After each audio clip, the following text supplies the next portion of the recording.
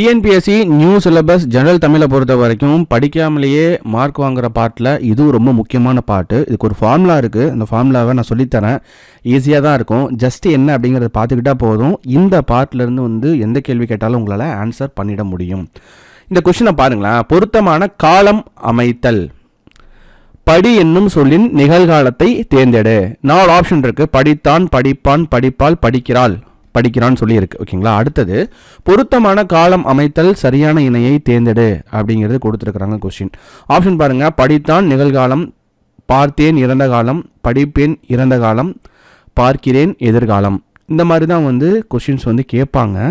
இந்த காலம் அப்படிங்கிற இந்த பகுதியிலிருந்து இதை நம்ம டீட்டெயிலாக பார்க்கறதுக்கு முன்னாடி இது என்ன டாபிக் அப்படின்னா, பொதுத்தமிழ் டிஎன்பிஎஸ்சியில் இப்போ நியூவாக சேஞ்சான சிலபஸ். ஓகேங்களா. அதில் யூனிட் 3ல் எழுதும் திறன், இதில் மரபு தமிழ் அப்படிங்கிற அந்த டாப்பிக்கில் காலம் அப்படிங்கிறது கொடுத்துருப்பாங்க.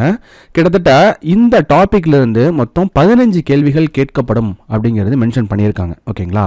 இந்த மரபு தமிழில் இந்த காலத்தை குறிக்கக்கூடிய கொஸ்டின்ஸ் பொறுத்த வரைக்கும் ஜஸ்ட்டு இந்த வீடியோவை பாருங்கள். இதில் ஒரு 3 ஃபார்முலா தான் இருக்குது. இந்த 3 ஃபார்முலாவை நீங்கள் அண்டர்ஸ்டாண்ட் பண்ணிக்கிட்டால் போதும். நீங்கள் இந்த டாபிக் படிக்கவே வேண்டியதில்லை. டைரெக்டாக எக்ஸாம்ஸ்க்கு போய் நீங்கள் அப்பியர் ஆகலாம். ஓகேங்களா. இப்போ 2 கொஷின் பார்த்தோம். அந்த கொஷினோட ஆன்சர் கூட உங்களால் ஈஸியாக ஆன்சர் பண்ணிட முடியும் இந்த ஃபார்முலாவை தெரிஞ்சுக்கிட்டா. காலத்தை நம்ம 3ஆக பிரிக்கலாம். ஒன்று இறந்த காலம், இன்னொன்று நிகழ்காலம், அடுத்தது எதிர்காலம் சொல்லிட்டு 3ஆக பிரிக்கலாம். ஃபார் இங்கிலீஷ் மீடியம் ஸ்டூடெண்ட்ஸ் இறந்த காலம் அப்படிங்கிறது பாஸ்ட், நடந்து முடிஞ்சது. நிகழ்காலங்கிறது ப்ரெசண்ட், அட் ப்ரெசண்ட் நடந்துட்டுருக்கிறது. எதிர்காலம் அப்படிங்கிறது ஃப்யூச்சர், நடக்க போகிறது. ஓகேங்களா. இதுக்கு ஒரு ஃபார்முலா இருக்குது. நம்ம இந்த வீடியோவோட ஸ்டார்டிங்கில் ஒரு கொஷின் பார்த்தோம், 2 கொஷின் பார்த்தோம். அந்த மாதிரி ஃபார்மேட்டில் தான் கொஷின் கேட்பாங்க. இந்த டாப்பிக்கை பொறுத்த வரைக்கும் ஒரு வார்த்தை கொடுத்துட்டு அது இறந்த காலமாக இல்லை நிகழ்காலமா இல்லை எதிர்காலமான்னு கேட்பாங்க. இல்லைன்னா ஒரு வார்த்தை கொடுத்துட்டு எதிர்காலத்தில் மாற்றுங்க, நிகழ்காலத்தில் மாற்றுங்க, இறந்த காலத்தில் மாற்றுங்கன்னு சொல்லி கேட்பாங்க. அப்படியும் இல்லை அப்படின்னா இறந்த காலம், நிகழ்காலம், எதிர்காலம் அப்படிங்கிற இந்த 3 காலத்துலேயும் அதுக்கான இணை இருக்கும். அதில் தவறான இணை என்ன அப்படின்னு சொல்லி கேட்பாங்க. அப்படின்னா சரியான இணை என்ன அப்படின்னு சொல்லி கேட்பாங்க.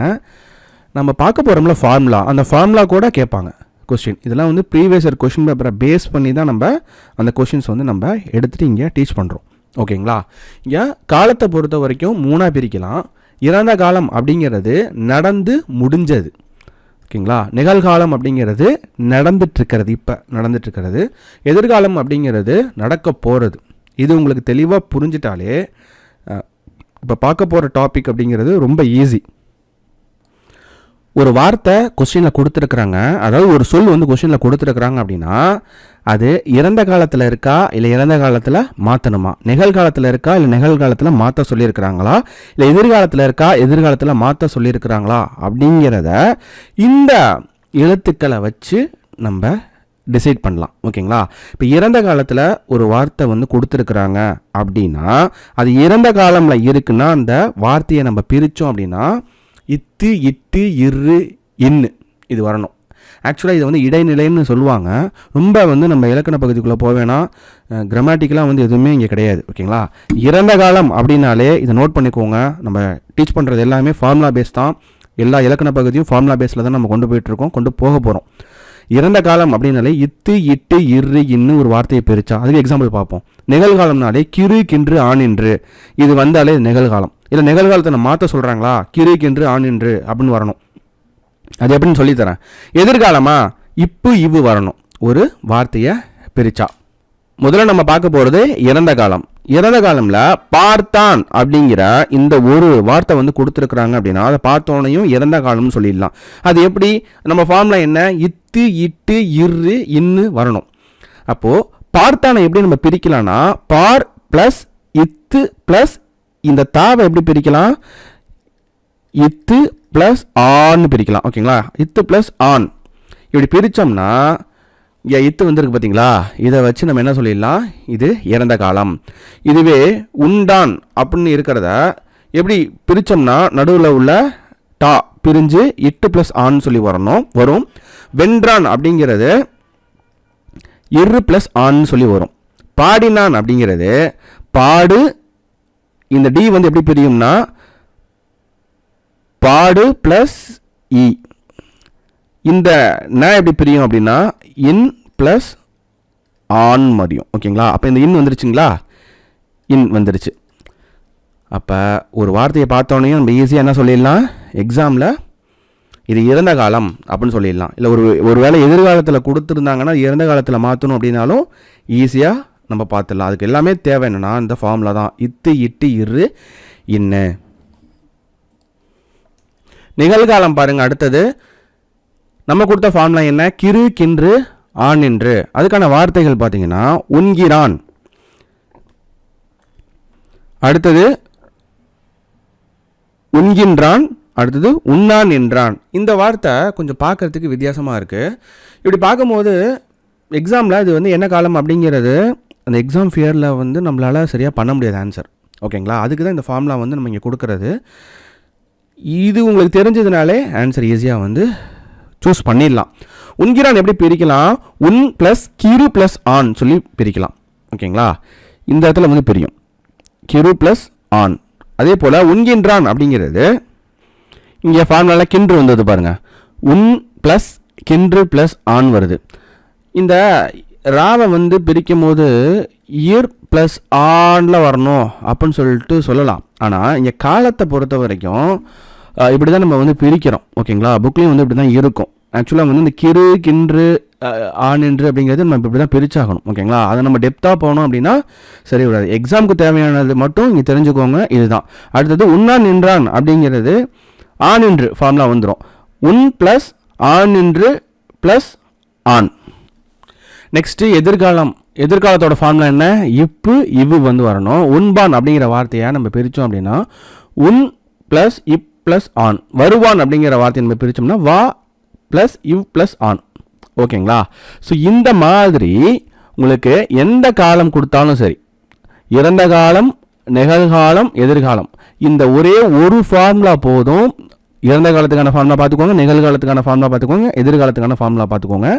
இது மட்டும் கையில் இருந்ததுன்னா இந்த மரபு தமிழில் இந்த காலம் இதில் வர கொஷின் வந்து உங்களுக்கு மிஸ் ஆகவே ஆகாது. ஒரு சில புக் ப்ராக்டிஸ் கொஸ்டின்ஸ் வந்து பார்ப்போம். கொஸ்டின் இப்படி தான் இருக்கும். அமுதன் நேற்று வீட்டுக்கு வருவான் அப்படின்னு இருக்குது. நேற்று அப்படிங்கிறது முடிஞ்சு போனது, இறந்த காலம். நேற்று. வருவான் அப்படிங்கிறது எதிர்காலம். ஓகேங்களா? இனிமேல் தான் வந்து வரப்போகிறான் அப்படிங்கிறது இருக்குது. பிரிக்கும் போது என்ன வருது? இவ் ப்ளஸ் ஆன் அப்படின்னு தானே பிரியுது. அதாவது எல்லாத்துக்கும் நம்ம பிரித்து பார்க்க வேண்டியதில்லை. ஒரு சில இது வந்து என்ன காலம்னே தெரியல அப்படிங்கிற மாதிரி உங்களுக்கு கன்ஃபியூஷன் வர டைமில் அந்த ஃபார்முலா யூஸ் பண்ணி பார்த்துக்கோங்க. இந்த மாதிரி ஸ்டேட்மெண்ட் டைப்லாம் கேட்கும்போது, சென்டென்ஸ் கொடுக்கும்போது அந்த சென்டென்ஸை படிக்கும் போதே உங்களுக்கு புரிஞ்சிடும். ஓகேங்களா? கஷ்டமாக இருக்கிறவங்க அந்த ஃபார்முலா வந்து யூஸ் பண்ணிக்கோங்க. அமுதன் நேற்று வீட்டுக்கு வருவான். நேற்று முடிஞ்சு போனச்சு, வருவான் வராது. ஓகேங்களா? இங்கே நார்மலாக நம்ம தமிழ் கரெக்டாக பேச எழுத தெரிஞ்சாலே இதெல்லாம் ஈஸியாக ஆன்சர் பண்ணிடலாம். அமுதன் நேற்று வீட்டுக்கு வந்தான் இப்படி மாற்றி எழுதணும். ஓகேங்களா? கண்மணி நாளை பாடம் படித்தாள். இது எப்படி இருக்கணும்? கண்மணி நாளை பாடம் படிப்பாள். இது வந்து இறந்த காலத்தில் இருக்குது. நாளைங்கிறது எதிர்காலம். ஓகேங்களா? நடக்க போகிறது, இனிமேல் நடக்க போகிறது. மாடுகள் இப்பொழுது புல் மேயும். இந்த இடத்துல மாடுகள் இப்பொழுதுனா இப்போ அட் ப்ரெசண்ட்டில், புல் மேய்கின்றன. கிரிக்கின்றது ஆண் என்று ஞாபகம் வந்துடணும். ஓகேங்களா? மேய்கின்றன.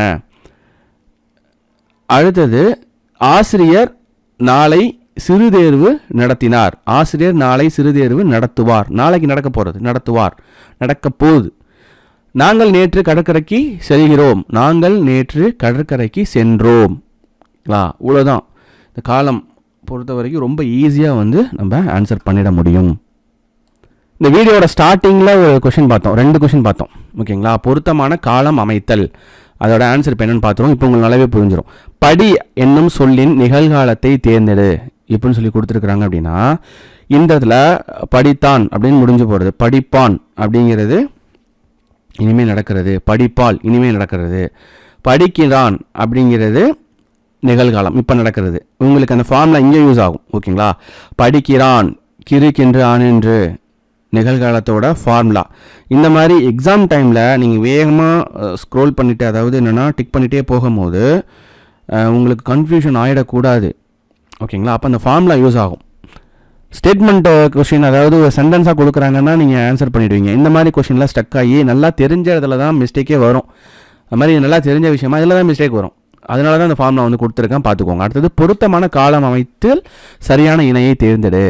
பொருத்தமான காலம் அமைச்சிருக்கணும், லெஃப்ட் சைடும் ரைட் சைடும் கரெக்டாக இருக்கணும். படித்தான் முடிஞ்சு போனது, ஓகேங்களா, இங்கே நிகழ்காலத்தில் கொடுத்துருக்குறாங்க, இது தவறு. அடுத்தது பார்த்தேன் ஏற்கனவே நடந்தது, ஓகேங்களா, இது வந்து இறந்த காலத்தில் வந்து கொடுத்துருக்குறாங்க, இது வந்து சரி. அடுத்தது படிப்பேன் இனிமேல் நடக்க போகிறது, இறந்த காலம் சொல்லியிருக்காங்க, இது தவறு. பார்க்கிறேன் அப்படிங்கிறது நடந்துட்டு இருக்கிறது, ஆனால் நிகழ்காலத்தில் இருக்குது, எதிர்காலம்னு சொல்லி கொடுத்துருக்காங்க, இது தவறு. அப்போ ஆன்சர் என்ன? பார்த்தேன் இறந்த காலம். Option B is the right answer.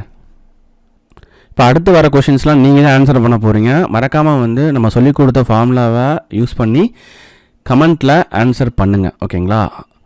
பொருத்தமான காலம் அறிக. அவன் நேற்று திரைப்படம் டேஸ் ப்ராக்கெட்டில் வந்து காண்பான், கண்டான், காண்பிப்பான், காண்கிறான். இந்த இடத்துல நேற்று வந்திருக்கு, இதை வச்சு ஆன்சர் பண்ணுங்கள்.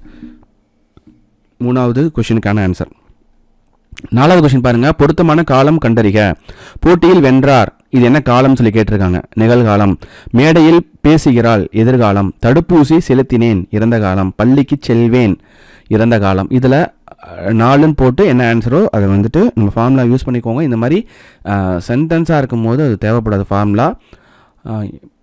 கரெக்டான ஆன்சர் வந்து யோசிச்சு ஆன்சர் பண்ணுங்கள். அடுத்தது 5வது கொஷின் பாருங்கள். பொருத்தமான காலம் அமைத்தல் தவறான இணையை தேர்ந்தெடுக்க. இதில் தவறான இணை என்ன அப்படிங்கிற கொஷின் கேட்டிருக்காங்க. வாழ்வான் எதிர்காலம். கரெக்டான இணை அப்படிங்கிறது மாதிரி சூஸ் பண்ணிடக்கூடாது எக்ஸாம் ஃபேரில், படத்திட்டத்தில், ஓகேங்களா. ஆப்ஷன் பாருங்கள். ஆப்ஷன் ஏ வாழ்வான் எதிர்காலம், வீறுகிறான் நிகழ்காலம், வருவாள் நிகழ்காலம், வெல்வாள் எதிர்காலம். இதுக்கு என்ன அப்படிங்கிற ஆன்சரை கமெண்ட் பண்ணுங்கள். நிகழ்காலத்தை குறிப்பது நடந்தால், நடந்திருந்தால், நடக்கிறது, நடந்தது. இது நிகழ்காலத்தில் என்ன அப்படிங்கிறது மென்ஷன் பண்ணுங்கள். அடுத்தது 3 காலங்களையும் குறிக்கும் சொல். நடந்தால், நடக்கிறாள், நடப்பாள். காண்பாள், கண்டாள். அடுத்தது ஆடினால், ஆடுவாள். பார்த்தால், பார்ப்பாள், பார்த்தாள். இதுவும் ஈஸி தான், ஓகேங்களா. இந்த மாதிரி கொஷின், அதாவது கொஷின்ஸ் எப்படிலாம் இருக்குது ப்ரீவியஸ் இயரில் அப்படிங்கிறத நம்ம எடுத்து இங்கே சொல்லியிருக்கிறோம், வேறு ஒன்றும் கிடையாது. இந்த காலத்தை பொறுத்த வரைக்கும் நாங்கள் இங்கே கொடுத்துருக்கிற ஃபார்மேட் ஒரு 9 ஃபார்மேட் இருக்குது. இந்த ஃபார்மேட்டில் தான் கொஷின் வரும். இங்கே பாருங்கள், கேட்டால் பார்த்தீங்களா, கிறுக்கென்று ஆண் என்று எக்காலத்துக்குரிய இடைநிலைகள். இது மாதிரி அந்த ஃபார்முலாவே கேட்டுருவாங்க. அப்போ ஃபார்முலா தெரிஞ்சால் தான் நம்ம என்ன பண்ண முடியும். இப்போ இத்திட்டுங்கிறதுலாம் நம்ம என்ன காலத்துக்குரியதுங்கிறது தெரிஞ்சால் தான் இங்கே நம்மளால் ஆன்சர் பண்ண முடியும், ஓகேங்களா. கிறுக்கென்று ஆண் என்று எந்த காலத்துக்குரிய இடைநிலை இப்போ தான் சொல்லி கொடுத்தேன், அதை யோசித்து இங்கே ஆன்சர் பண்ணுங்கள். அடுத்தது கீழ்கண்ட தொடர் எக்காலத்துக்குரியது. ஆய்வுகள் செய்து பார்க்கின்றான். முக்காலம், இறந்த காலம், எதிர்காலம், நிகழ்காலம், ஓகேங்களா. என்ன ஆன்சர் அப்படிங்கிறது மறக்காமல் கமெண்ட் பண்ணுங்கள். இந்த வீடியோ உங்களுக்கு யூஸ்ஃபுல்லாக இருக்கும் பட்சத்தில் கண்டிப்பாக வந்து லைக் பண்ணுங்கள், உங்கள் ஃப்ரெண்ட்ஸுக்கும் ஷேர் பண்ண மறந்துடாதீங்க. கரெக்டாக சப்ஸ்கிரைப் பண்ணிக்கோங்க. நம்மளோட வீடியோஸ் எல்லாமே அந்த இலக்கண பாட்டு எல்லாமே வந்து ரொம்ப ஃபார்முலா பேசிஸில் நம்ம வந்து கொடுத்துட்ருக்கோம், ஓகேங்களா. ரொம்ப யூஸ்ஃபுல்லாக இருக்கும் உங்களுக்கு. Thank you friends.